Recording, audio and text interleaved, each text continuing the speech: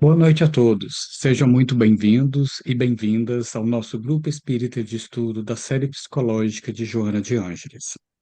O estudo é sobre o livro O Homem Integral, de Joana de Ângeles, psicografado por Divaldo Franco. Nesse estudo, aprofundaremos o capítulo 6, Maturidade Psicológica, os tópicos Mecanismo de Evasão, o problema do espaço, a reconquista da identidade. Agora eu passo a palavra para os nossos facilitadores, Gelson e Humberto. Quer começar, Humberto? Pode ser. Caros, só abrir o arquivo aqui.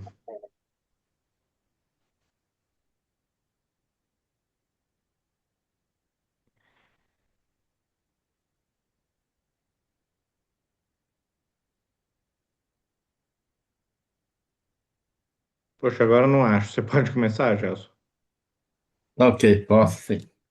Muito bem, gente. Então, o capítulo 6 inicia, como o Fabrício comentou, com o item mecânico de evasão, onde ela vai basicamente focar na dinâmica infantil e do quanto isso, de uma certa maneira, permeia a nossa vida, determinando muitas vezes a nossa forma de ser e de agir no mundo, né? Então, ela vai começar a falar das imagens parentais, ou seja, como é que a gente internaliza as figuras de pai e mãe, porque há uma diferença entre o pai real e a mãe real. E aqui que chama de uma imagem parental, ou seja, a imagem de pai e de mãe que a gente vai internalizando como imagem que a gente carrega dessas figuras internamente, né? E o papel, né, desse campo educacional que é a família no desenvolvimento da personalidade a partir da infância. Então, ela vai falar basicamente de duas condições aqui, né?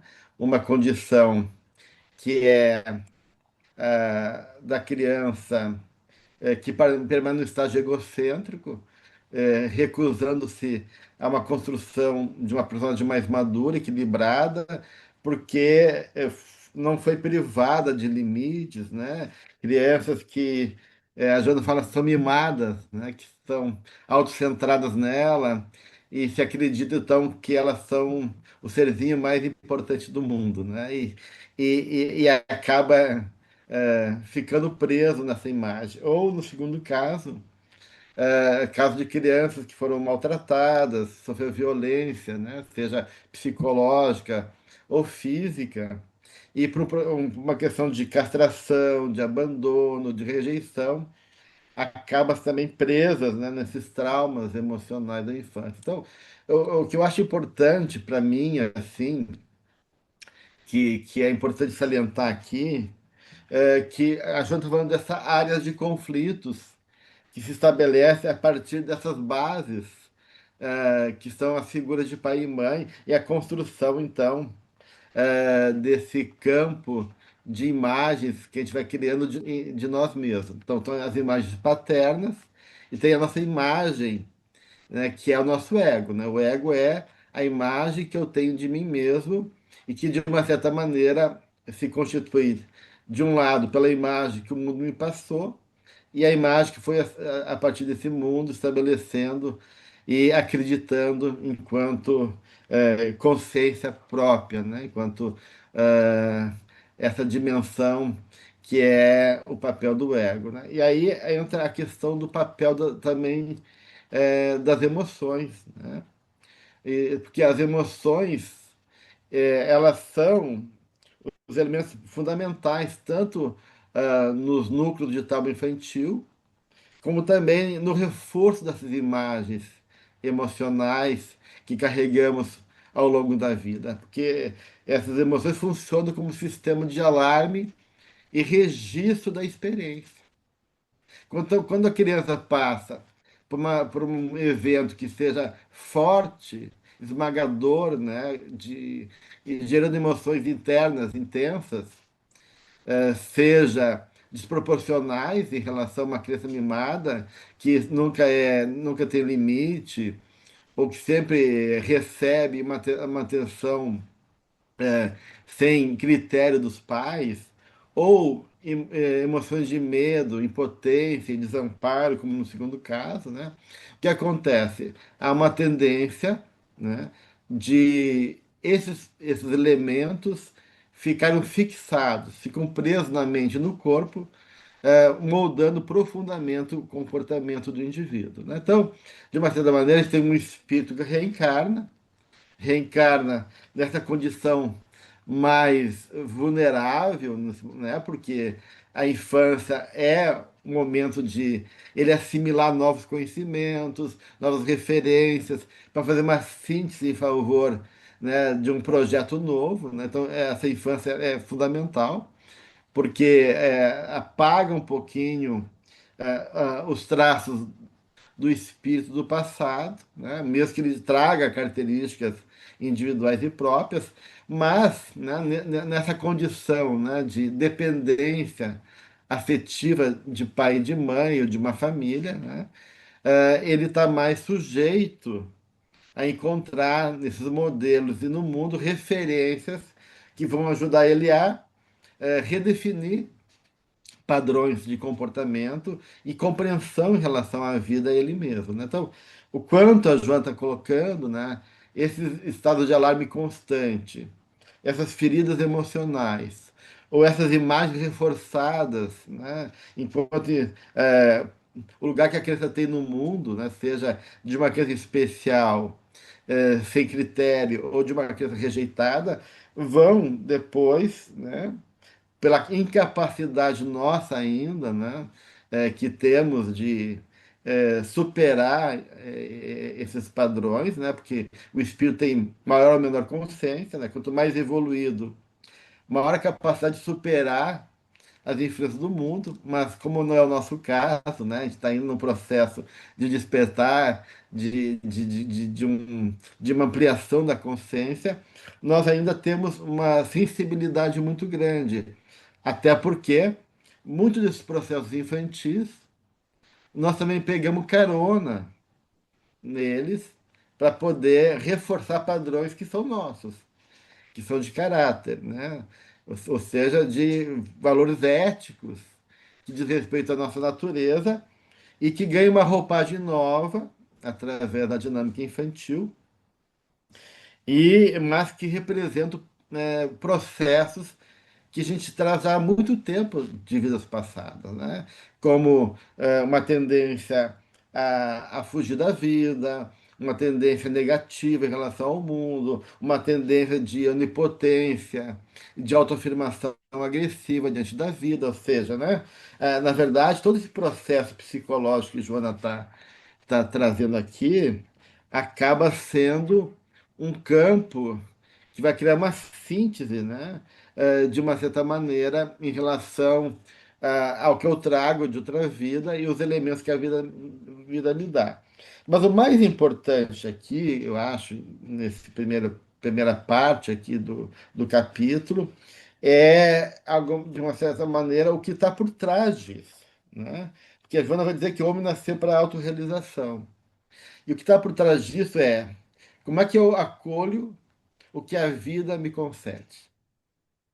Acho que essa é uma pergunta fundamental. Como é que eu acolho a vida, o que a vida me concede? Então, porque todos nós temos um cenário, com uma dinâmica, com figuras importantes que permeiam nossa vida. E o que está em jogo, né, é que há uma tendência nossa por uma questão ainda de incapacidade, maturidade espiritual, né? Que ela fala da imaturidade infantil, né? Que a gente tem que sair da, da, da nossa infantilidade, mas essa infantilidade aqui, que Joana traz, ela não está separada da infantilidade espiritual de cada um de nós, né? E é uma tendência nossa, né, de querer fugir da vida, né? Fugir da vida. Então, existem duas posturas básicas aqui, né? Eu quero sofrer pelas coisas que realmente me pertencem, ou eu quero abdicar do que a vida me impõe e criar um mecanismo neurótico de fuga da realidade, que também vai gerar sofrimento. Então, entre sofrer fugindo da vida e sofrer pelas coisas que me pertencem, então é melhor sofrer pelas coisas que me pertencem, ou seja, né, de eu encarar a vida por inteiro, de uma certa maneira poder ter uma postura é, aberta, receptiva, honesta, verdadeira e corajosa diante da vida, né? Mas o quanto isso é difícil, né? E muitos de nós, então, ficamos fixados, né? Porque essas emoções, elas são muito fortes, né? E vão criando, então, essas imagens de mim mesmo da relação minha com o mundo, e aí eu fico preso, fixado nessas imagens da infância, né? E aí a Joana fala da importância da gente poder se libertar dessa infância psicológica, né? Para não impedir justamente essas oportunidades dessa encarnação e das possibilidades de crescimento que a vida me oferece. Então, começar por aí, né, Humberto? Depois a gente segue. Ótimo. Eu vejo nesse capítulo um retorno, mais um retorno de Joana de Ângeles ao estoicismo, que é extremamente recorrente. Talvez aí um terço dos capítulos que ela escreve em todos os livros são sobre estoicismo, de uma forma às vezes assim sutil, né, discreta, mas o tema desse capítulo é justamente maturidade e imaturidade. E os estoicos, eles definiam a maturidade como ser grande em alma. Em grego era a megalopsiquia. Mega é grande em grego, né? Psiquia, né? É sua alma ser grande, sua mente ser grande. Então não basta o seu corpo ser grande se a sua alma for pequena, né? É preciso que você tenha a alma grande. Pois bem, o que é ter a alma grande ou a alma adulta? É que as coisas, os desafios da vida pareçam pequenos para você. Essa é a definição dos estoicos. Exatamente esse é o tema transversal desse capítulo todo, que o infantil espiritual e psicológico é aquele para o qual os desafios parecem não só grandes, mas muitas vezes insuperáveis. Ele vai ver vários desses desafios da vida como insuperáveis. Eu vou dar um exemplo clássico, que é um exemplo do meu dia a dia, fazendo pesquisa na universidade, né? Eu tenho colegas mais velhos, muito maduros em outros aspectos da vida, mas que se eles recebem um parecer de um projeto, de um artigo, e nesse parecer o trabalho deles está sendo desvalorizado, eles falam assim: não, nunca mais, não vou mais passar por essa humilhação de submeter esse texto, porque essa pessoa não sabe quem eu sou e tal. A sensação realmente de ser diminuído. E porque tem análises injustas.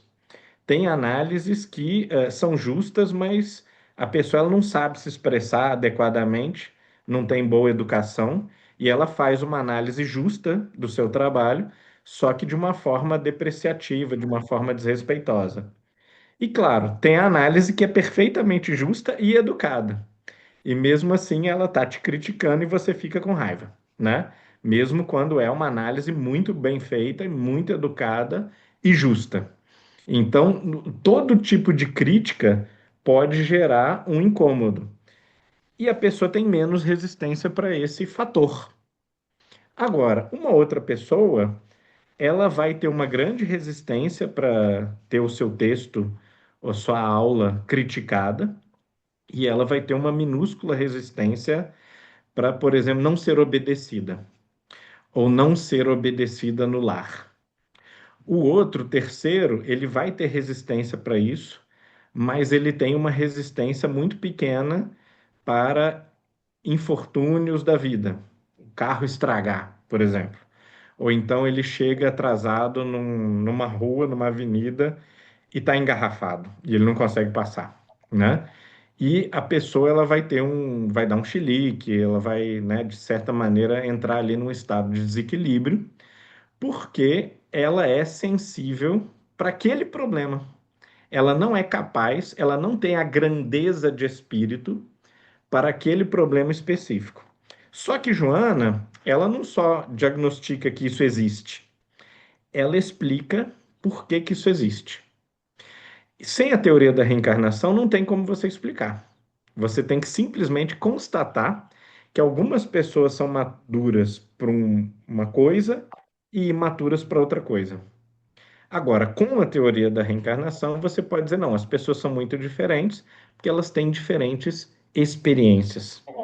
Então, Joana de Ângeles vai aqui declarar que toda imaturidade que a gente tenha é por falta de experiência com aquele problema.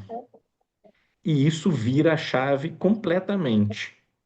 Quer dizer que não é para eu me estressar, ficar angustiado ou ficar chateado e triste porque eu sou incompetente em uma área. Faz parte da nossa maturidade espiritual perceber que se eu não faço isso bem, me faltam experiências nesse campo.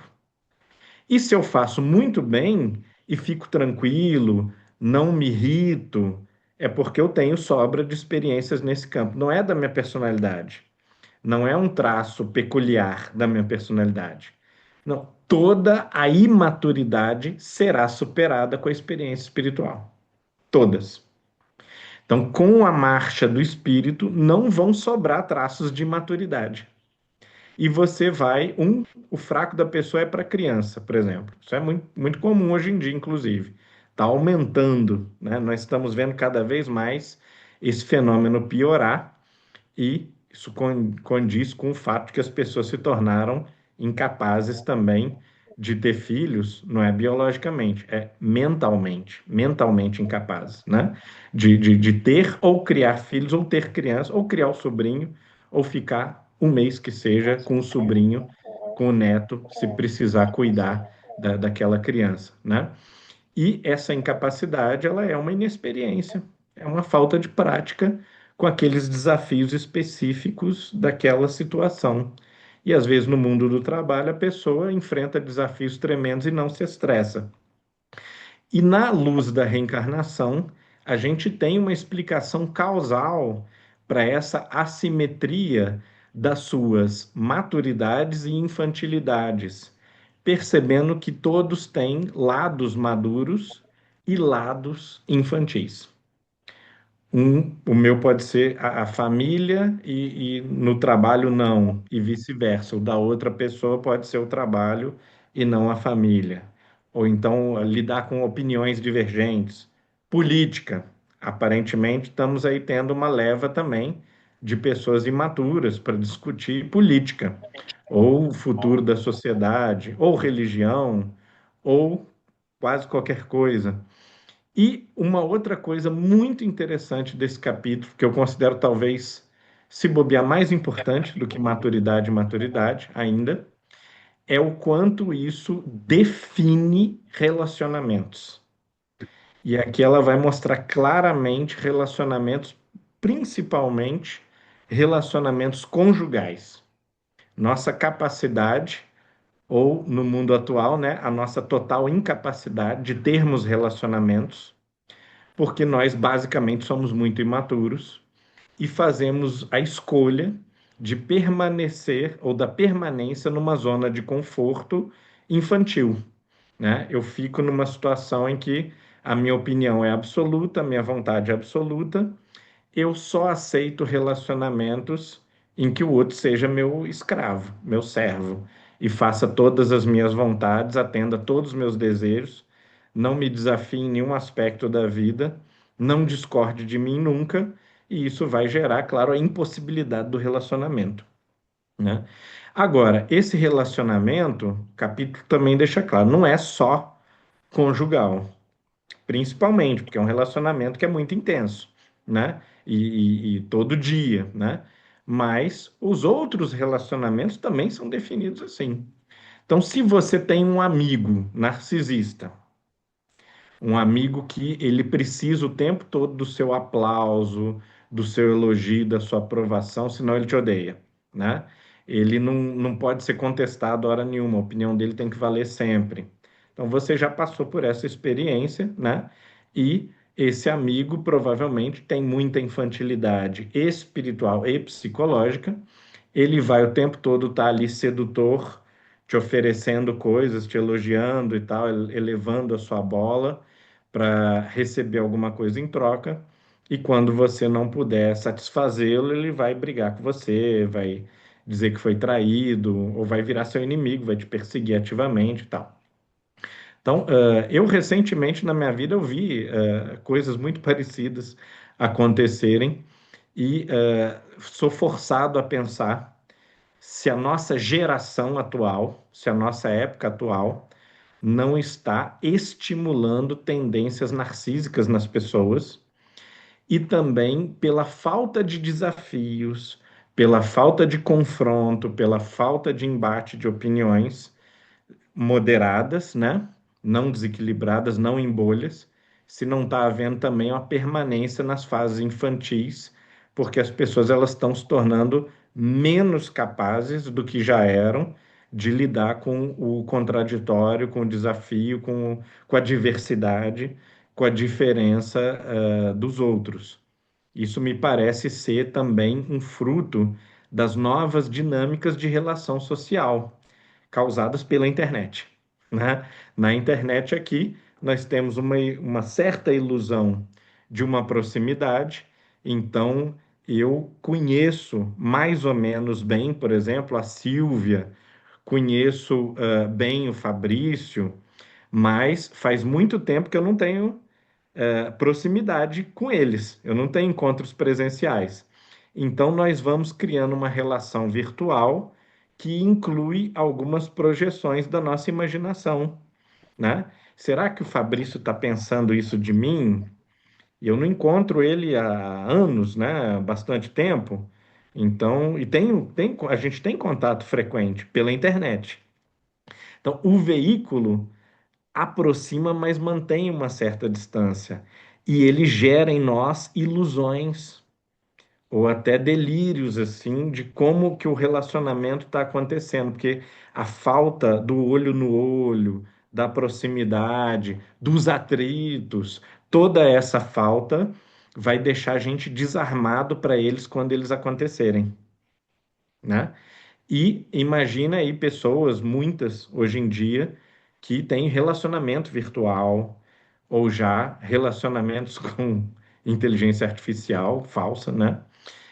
Ou que a vida social dela inteira é a rede social. Então, toda a vivência social dela acontece no Instagram, no Facebook, no WhatsApp, né? E isso é muito, muito comum, particularmente entre jovens. Então, esses jovens, eles estão se hiperinfantilizando e se alienando numa proporção que a gente não sabe quais são as consequências, porque isso nunca aconteceu na história da humanidade. A gente não tinha essa ferramenta que agora a gente tem.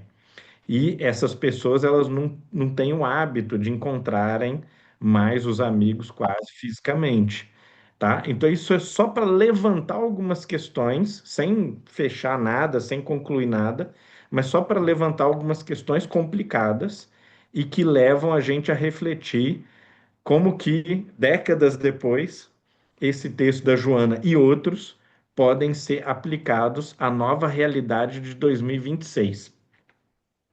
A gente nota, Humberto, que muitas vezes não é a rede social que infantiliza, né? Ela pode, é uma coisa de retroalimentação, porque muita gente já está numa dinâmica com muita dificuldade, né, de controle dos impulsos, que é um dos sintomas da modernidade, toda a questão do neo-individualismo, do hedonismo, uma série de coisas que vão, complexas, que vão, de uma certa maneira, criando o espírito da época, que dificulta essa capacidade de discriminar de uma certa maneira, lidar com a realidade. E aí muitos jovens se escondem por trás. né, das redes sociais. Então, não dá para dizer que as redes sociais que são a origem do infantilismo, mas, claro, elas acabam criando um campo favorável para isso, mas de uma certa maneira, porque já traz aí, numa realidade que a gente vive, elementos muito favoráveis a essas dificuldades que a gente enfrenta agora. E que eu acho que tem dois grandes elementos aí que são importantes, né, em relação a isso. Uma é justamente essa questão emocional, porque, como tu falaste, né, tem coisas que a gente não tem experiência, não sabe, né? Mas tem coisas que eu sei e tenho experiência, e mesmo assim, emocionalmente, eu me sinto incapaz. Né? Então, eu posso ter uma boa habilidade em alguma coisa, eu posso compreender aquela coisa, mas frente a uma situação emocional, eu fico paralisado. Então, o quanto a emoção aí é um fator, né, que está presente nessa. Então, o que eu vejo, né, é que as crianças que aprendem a identificar e expressar suas emoções compreendem melhor a si mesma e aos outros. Né? Consegue criar estratégias eficazes para lidar com sentimentos difíceis, como raiva, tristeza, e tem mais chance de ter um desenvolvimento emocional saudável. Tá? Então, o que acontece hoje em dia é que a gente não tem uma sociedade favorável a isso. Né? Isso é uma questão interessante. Né? Então, e aí a construção da identidade egóica, que a Joana vai falar depois também sobre identidade, né? Ela acaba sendo uma identidade que a gente chama de pulsional, reativa. Então, como eu não consigo discriminar, e a sociedade toda, precisa de consumo, né? Uma sociedade onde não existe espaço, né? Não só pela internet, mas um espaço de convívio, de responsabilidade. Um dos sintomas mais importantes são o que a gente chama de é, doenças, né, do vazio e os estados de é, descontrole do impulso, o aumento da violência. Então, o que acontece? Quando o espírito reencarna, né, ele tem que lidar com essa natureza, que são os impulsos, os instintos. Né? E esses instintos são psiquificados, ou seja, eles ganham uma expressão humanizada. Né? O que acontece hoje em dia é que os jovens, as crianças e aí, consequentemente, os adultos, não têm mais um espaço interno de mediação entre o impulso e o mundo. Então, esse impulso, por ter um empobrecimento espiritual das pessoas, um empobrecimento emocional, um empobrecimento do sentimento, um empobrecimento da capacidade de discriminar. Então, esse impulso vem e em vez de ser elaborado, ele apenas a gente reage. É uma descarga pulsional. Então, a cada de simbolizar, de compreender, de entender, está cada vez mais empobrecido na nossa sociedade, né? Então, tudo isso vai levar justamente a esse cenário absurdo que a gente vive hoje, aonde as pessoas matam por qualquer coisa, né? Ou reagem, né? Então a Joana fala, menos, não vamos ser reativos, mas reflexivos, né? Essa é uma grande dificuldade nossa hoje em dia, é de refletir, de avaliar, de saber conter a realidade. A gente não sabe conter a tristeza, conter a raiva, conter a frustração, né? A gente acaba respondendo nessa resposta impulsiva sem elaboração, né?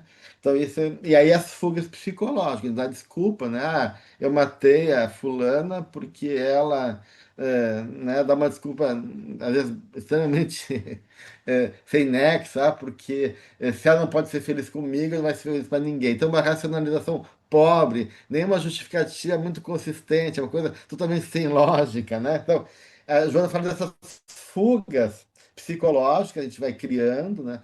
Como forma de não enfrentamento e aí realmente tem essa proposta histórica que tu falaste, né, Humberto, assim, que Joana propõe, que é ações, exercício de ações responsáveis, né? Então ela fala, olha, a gente pode errar, a gente realmente ainda tem, a gente tem limitações, a nossa natureza ainda é incompleta, mas, né, vamos, né, assumir empreendimentos, né, de comprometimento conosco mesmo, ou seja, de responsabilidade, né, e evitar um mecanismo de evasão. Então, ela propõe, né, que qualquer processo de mudança exige esse compromisso da gente, de tentar vencer a si mesmo, né? E mesmo que essa tentativa seja frustrada no primeiro momento, né? Então, esse estoicismo, né, de pegar para si, né, com valor a vida e poder realmente sentir capaz, né, de enfrentamento e não ceder, né, ao primeiro embate, né, que a vida coloca, né, é uma questão importante que Joana coloca. E outra questão importante, ela fala assim que é a questão de não sermos solitários, que a vida existe troca, intercâmbio entre a gente, e é importante a gente não se isolar também nas relações com a vida e com o mundo, né? Ótimo. E um ponto importante que ela toca, e que você também abordou, é a do nosso espaço mental ou espiritual. Que o animal, ele também reage quando ele não tem opção, quando ele está acuado. Quer dizer, você chegou a meio metro da cobra. Não tem nenhuma cobra que vai te dar o bote a 4 metros de distância. Nenhuma cobra corre atrás de você para te morder, né? Para te picar. Então, ela pica porque você pisou nela, porque você pisou a 1 palmo, 2 palmos, 3 palmos de distância. Se você estiver mais longe que isso, a cobra não te pica, né?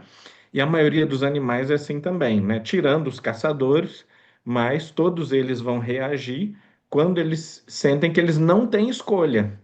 Eu fiquei apertado aqui num beco, eu só posso agora lutar ou morrer. E aí ele vai lutar com você, né? Pois a gente faz exatamente isso. Só que esse espaço não é mais físico, é um espaço mental, emocional, psicológico. Então, quem não tem esse espaço, quem não cria espaço, porque não tem a grandeza de alma, é uma pessoa que está sempre reagindo emotivamente, passionalmente a tudo. E é preciso que a gente crie espaço mental e emocional e que a gente cresça o suficiente. E interessante que ela vai aplicar essa questão do espaço 100% para os relacionamentos. E vão dizer, olha, por que que o relacionamento não dá certo? Basicamente porque o outro quer o meu espaço, né? O outro não tem e precisa canibalizar, né? Tomar o meu espaço para existir, para se sentir valorizado, né? Eu preciso daquilo que você tem. É a inveja, é o ciúme, né? É a carência, a busca por atenção e assim por diante. Pois bem, e qual que é a profilaxia, qual que é a cura para essa carência de espaço? Aí Joana de Ângeles vai dizer, é uma grandeza de espírito tal que você se torne doação. Então, ao invés de ficar pedindo para o meu amigo, para o meu colega de trabalho, para minha parceira e tal, né? Fica pedindo mais e mais espaço, não, você doa espaço. Então você satisfaz o outro. Quem doa é porque tem sobrando, então não vai me fazer falta. E isso é um gesto de grandeza que ressignifica e transforma as situações e os relacionamentos. Desculpa, Silvia. Não, eu ia fazer uma pergunta, mas agora com isso que você falou, eu já estou lá na frente. Ahm, eu vou deixar a pergunta que eu ia fazer, porque o que eu ia dizer era o seguinte: a questão de várias pessoas, inclusive eu conheço várias pessoas que vivem praticamente todas as amizades na social media. Mas eu fico pensando também, às vezes é meio difícil das pessoas hoje em dia se conversarem. Eu sou uma pessoa bem velha. Eu me lembro que a gente conversava. Você não aceitava a minha opinião, eu não aceitava a sua, mas a gente concordava que eu respeitava a tua opinião, você respeitava a minha, eu vi os pontos de vida positivos que você tinha, você viu meus pontos de vista, e a gente fazia uma outra coisa completamente diferente, em que as duas opiniões eram válidas. Hoje em dia, eu tenho certa experiência, acho que quase todo mundo tem uma certa experiência, que as pessoas simplesmente não aceitam o que você diz, a tua opinião, ou que você tem o direito de pensar do jeito que você pensa, porque elas têm uma opinião e aquilo. é- é- Existe essa expressão aqui, my truth, a minha verdade. Então, a minha verdade particular é mais importante que qualquer coisa. E às vezes as pessoas ressentem a gente, ficam chateados, não param de conversar ou coisa assim. Então, às vezes, uma dessas coisas, a gente vai para a social media, talvez, não eu, porque eu não sou totalmente alheia a nada dessas coisas, mas é mais fácil, porque não tem, é como você vai fazer, você não olha no olho da pessoa, porque se você está junto, o jeito que a pessoa olha, a maneira, é aquele movimento da cabeça, você fala, não concorda comigo, ela concorda comigo, e a gente pode até conversar sobre aquilo. Então, parece que uma das razões que o pessoal vai mais para a social media é que você não tem mais aquela, what do you call it? You're not challenged, você não é mais, qual que é a palavra? Agora perdi. Desafiado, Eles não, hã? Desafiado. Desafiado, desafiado. entendeu? Então, tá tudo bem. Então e uma coisa também, às vezes, muitas vezes a gente já concorda para justamente não deixar a pessoa chateada. E vem no ponto que você acabou de fazer, Humberto, que foi justamente aquilo, que você tem um teu espaço maior, você cede o espaço maior, mas também chega um ponto que você não consegue mais ceder, por mais largo que seja o seu espaço, chega num ponto que você não consegue ceder, porque daí já começa a tirar totalmente o teu espaço, você já começa a ficar sufocado dentro do espaço que você fica completamente sempre dando para os outros. Acho que tem uma coisa aqui no livro, eu não me lembro, que a Joana diz, você dá e recebe também. Tem uma sentença aqui no livro que ela fala isso.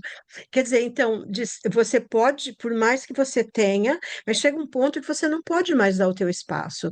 Como que você vê isso? Você, o Gelson, como que vocês vê essa situação? Não sei se eu estou muito clara no que eu perguntei. Pode começar, Gelson. Sim, Silvia, são questões bem importantes, realmente, ficando espaço, né? A gente cria bolhas para a gente poder estar alimentando nosso narcisismo. Eu tenho que concordar comigo, porque eu sou incapaz de poder realmente me sentir frustrado e lidar com a diferença. E a Joana começa, então, essa ideia de espaço, né? Através do espaço físico, com o experiência de laboratório, e é interessante que quando eu fazia psicologia, nós tínhamos essas experiências, né? Comportamentais. Então, uma delas a gente ia no RU, o RU é na universidade, o restaurante universitário, são mesas coletivas e tu se senta para fazer tua alimentação. Então, o exercício era esse, tu ia no RU e pegar teus cotovelos e ocupar o espaço do outro, né? Assim, então, era uma coisa intencional para ver como é que o outro ia se comportar, né? Então, a gente empurrava esse cotovelo e ia meio que ocupando o espaço do outro. E aí, claro, uns reclamavam, outros puxavam a bandeja mais para o lado, né? Mas todos mostravam um certo incômodo e se sentiam invadidos no seu espaço. E como se esse espaço não era assim delimitado fisicamente, que era uma mesa coletiva. Mas tem essa coisa assim de tu criar o teu espaço, né? Então, meu espaço é esse aqui, dentro do meu campo visual, na minha bandeja, né? Então, a gente vai criando realmente essa necessidade de um espaço, e aí a Joana, como disse o Humberto, traduz esse espaço para o nível simbólico e psicológico, né? Não é o espaço físico, né? É o espaço emocional, é o espaço psicológico, é o espaço interno. Porque espaço não significa distanciamento físico. Eu preciso do meu espaço, então eu vou ficar lá, né, no meu quarto encerrado, né, porque eu preciso do meu... Não, não, não, não.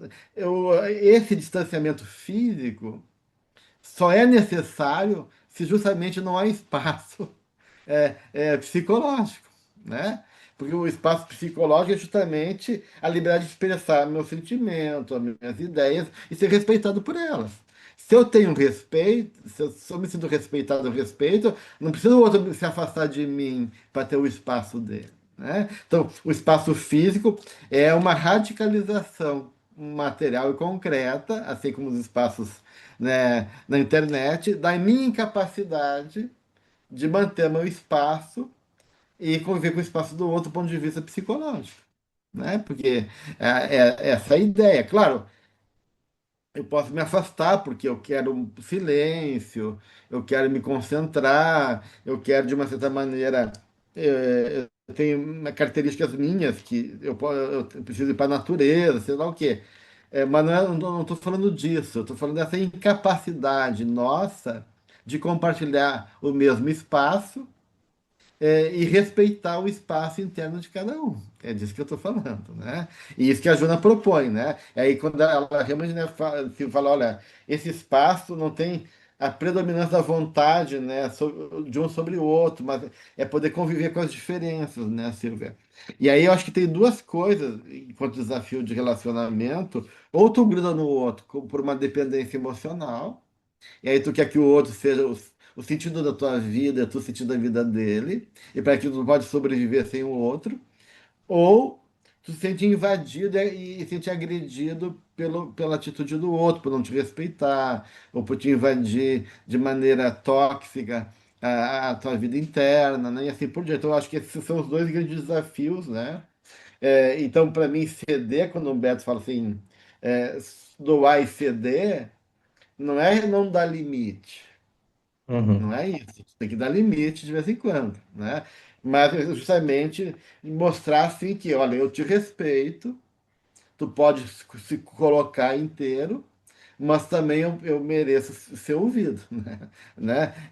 É uma troca, um aprendizado. Então, ceder é poder estar aberto a tolerar, a ouvir, a reconhecer o outro, né?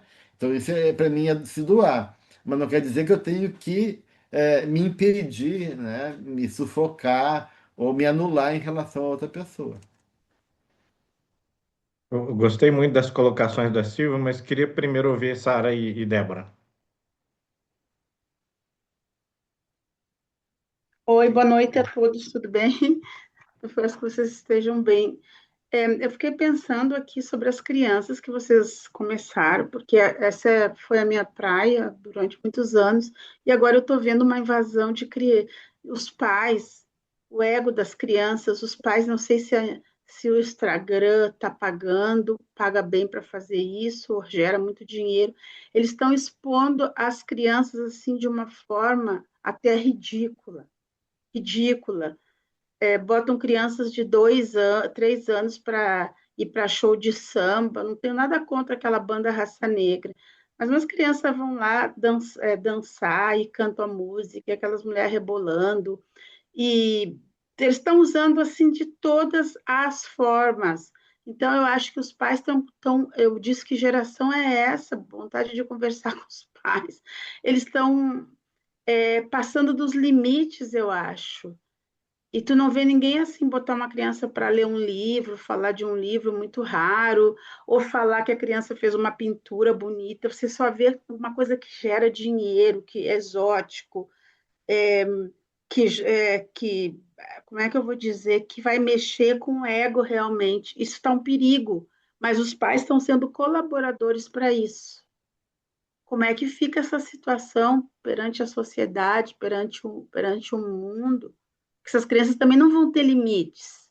Eles também vão se achar. Olha que bonitinho meu filho lá na internet. Olha que bonitinho meu filho lá no show do Raça Negra, com 2 anos de idade, dois nem 3 anos, é apaixonado, sabe cantar, DJ, o pai dando o telefone para o filho. Eu digo, que gente é essa? E não são, como fala no Rio Grande do Sul, não são pé de chinelo, não. São pessoas bem instruídas, pessoas que vão à faculdade, pessoas que têm um trabalho normal. Que eles estão querendo com os filhos? Eu não estou entendendo isso. Desculpe, mas eu queria que vocês me ajudassem a entender. O que vocês acham disso? Você quer emendar, Débora, ou você acha que sua pergunta é diferente? É um pouco diferente, mas eu posso emendar, tanto faz, assim, era mais para falar sobre o tópico da diversidade também, assim, um pouco do que a gente estava falando sobre esse diálogo com as diferenças, né? Porque é, eu fico pensando, né? Tipo, eu concordo com a Silvia quando ela e com vocês, né? Quando vocês falam que existe uma intolerância, né? Uma incapacidade muito grande hoje para a gente dialogar, né? A gente vê cada vez mais as pessoas muito certas das suas próprias certezas, né? Então, dificilmente você vai encontrar hoje em dia pessoas abertas ao diálogo, né?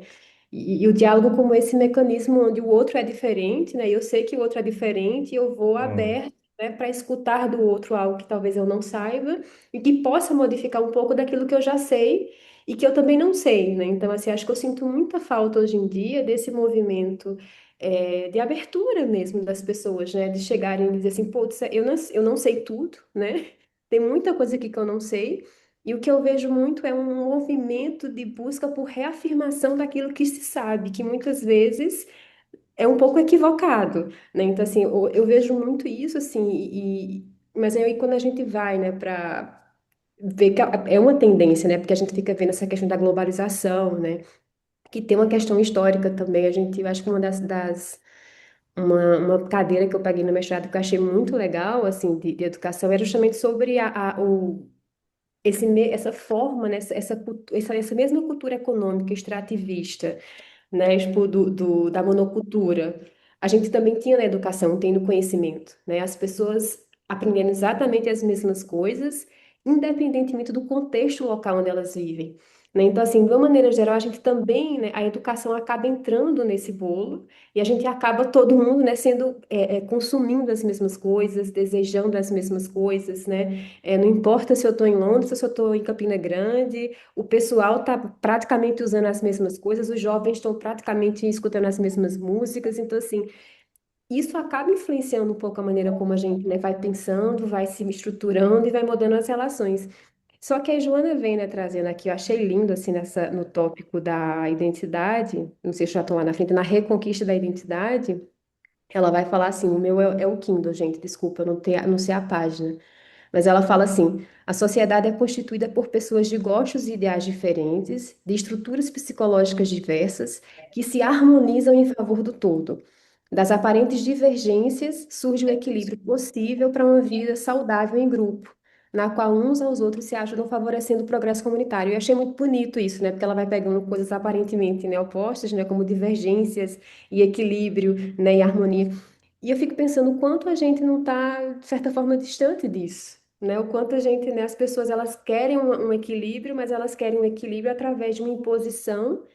E o que me faz pensar, né, assim, nessa questão, mais uma vez, eu volto sempre ao poder, né? Será que isso não está ligado também à questão de, no final de um certo poder, né? Quem tem a razão, quem domina? Porque é como se a gente não tivesse ainda essa habilidade, né, de respeitar esse espaço que vocês estão dizendo aí, tá? Eu penso diferente, você pensa diferente, mas como é que a gente convive, né, com esses diferentes de um jeito harmonioso, sem que eu prevaleça, ou de repente eu prevalecendo, né? Não sei, assim, eu acho que talvez estamos aí nesse momento onde a gente não sabe direito viver dessa forma, né? Assim, tipo, estamos aprendendo, enfim, não sei nem se é uma pergunta, foi mais uma vontade de falar também, de agregar para o debate.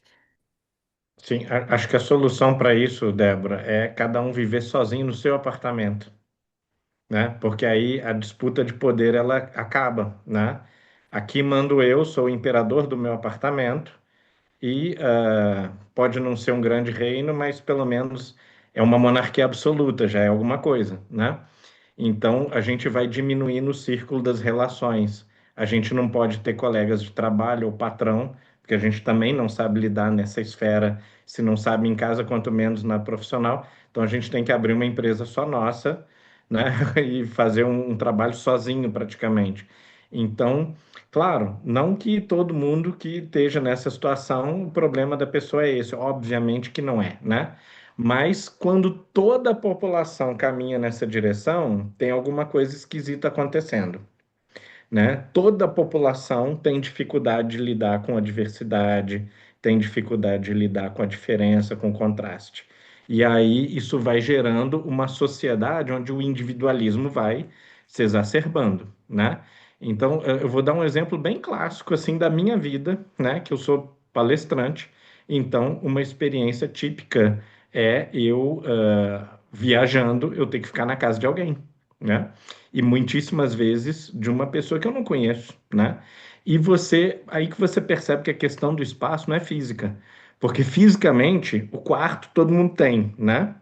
Então aquilo ali não faz diferença nenhuma. O difícil é que eu tenho as minhas manias, né? Eu tenho as minhas dificuldades, a pessoa também.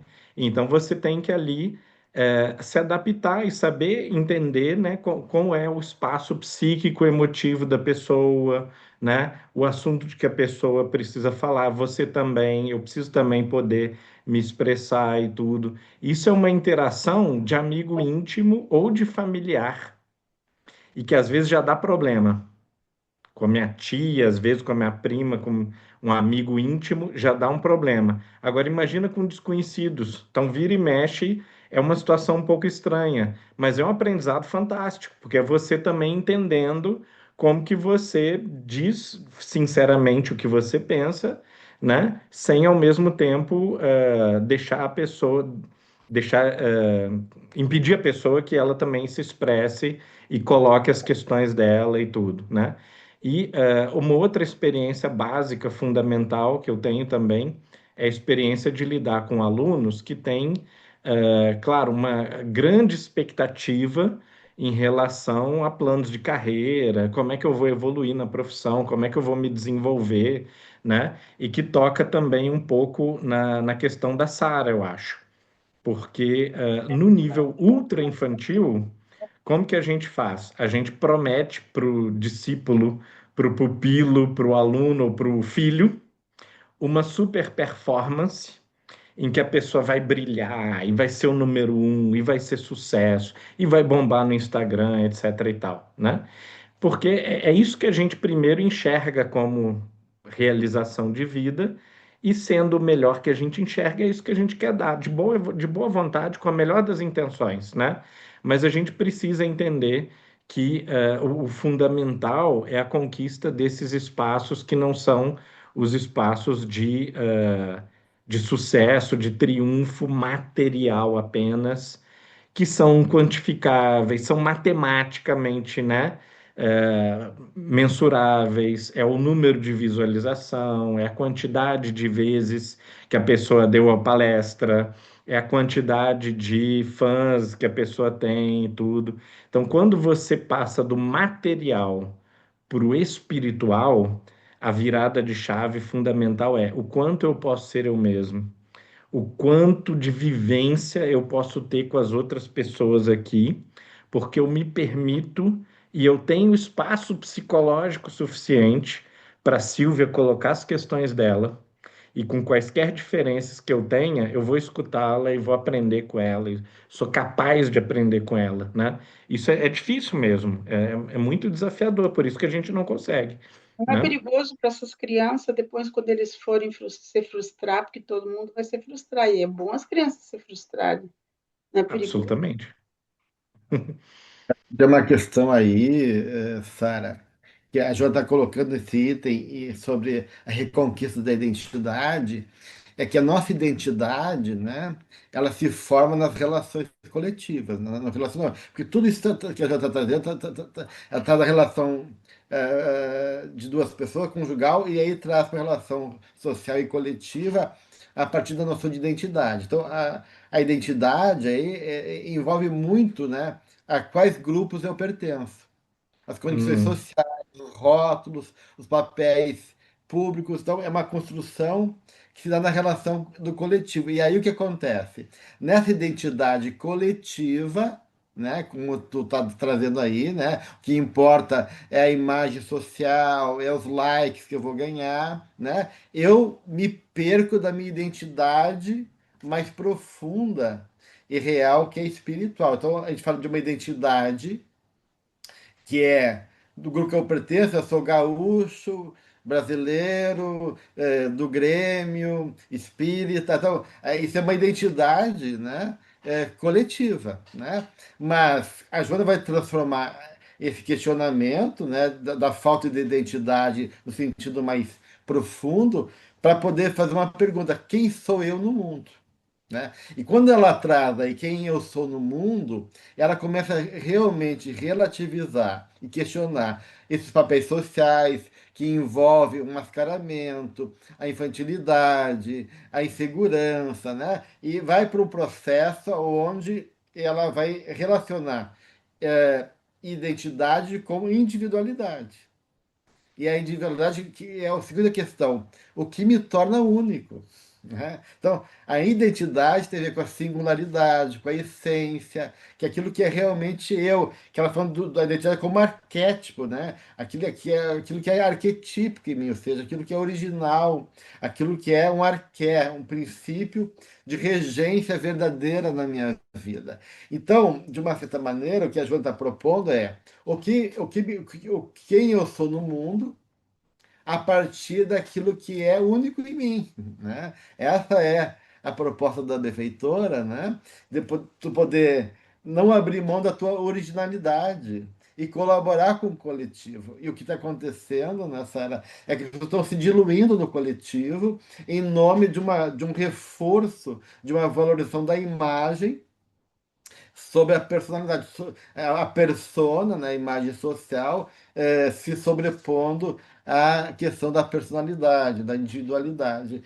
É aí que ela propõe aí o desafio de poder, né, enfrentar-se e se descobrir quem tu é interiormente, né?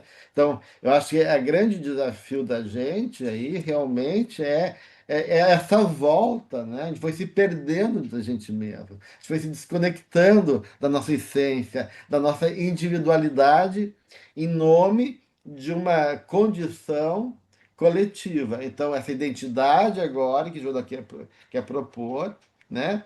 É poder reconhecer que eu pertenço a um coletivo, sim, mas eu não preciso me identificar com esse coletivo, me perder, me diluir nesse coletivo.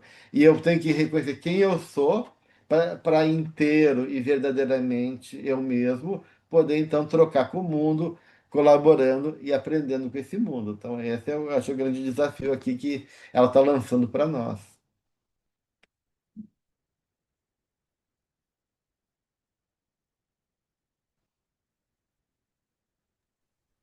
Ok? Alguma consideração para a gente fazer o encerramento do estudo? Débora? É rapidinho só pra dizer, mas isso é muito difícil, né, gente? Porque às vezes você tem que lidar com quase com o mundo contra você, né? Para quando você começa a se colocar nesse sentido, né? De você, às vezes, quantas vezes você. Porque o próprio sistema educacional muitas vezes vai desincentivar isso, né? Porque quer que você siga ali né, o que é esperado. E às vezes os nossos próprios círculos, né? A gente encontra uma resistência das pessoas em querer. Seja por medo, né, como o Humberto estava trazendo antes, né, que a gente se dê bem, seja o que se dar bem na vida signifique, né, muitas vezes é ter um trabalho, ter uma estabilidade, e aí, às vezes, a gente realmente, é, a partir da minha própria experiência, né, falando assim, tipo, quando a gente vai buscando o que é esse único, né, e tentando fazer essa diferenciação e contribuir a partir desse lugar, é realmente muito desafiador, porque a sociedade ainda hoje, ela estimula muito a gente a não fazer isso, né, a sociedade estimula para que a gente continue, né, sendo essa pessoa que é mais do mesmo. Né, e fazer esse processo de contribuir a partir da minha originalidade, que vai destoar da coletividade, é realmente um grande desafio, assim, às vezes você tem que enfrentar família, amigos, né, e vai ter uma crucificação, inclusive uma expectativa nossa, né, de uma desconstrução em relação ao que, muitas vezes, a imagem que a gente tinha, né, da gente, e que a gente não é bem aquilo, para poder ser o que, digamos assim, que a vida quer de mim, né, o que Deus quer de mim, enfim. Ok? Então vamos encerrar o estudo de hoje.